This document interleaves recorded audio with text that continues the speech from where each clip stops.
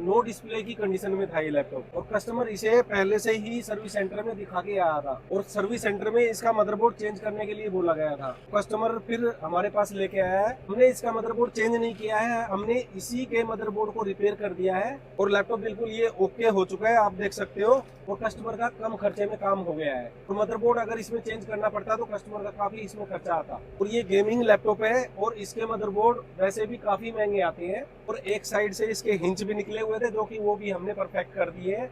अगर आप किसी भाई को अपना लैपटॉप रिपेयर करवाना है तो वो आए advance laptop solution, 104D Siddharth building, first floor, Nehru place.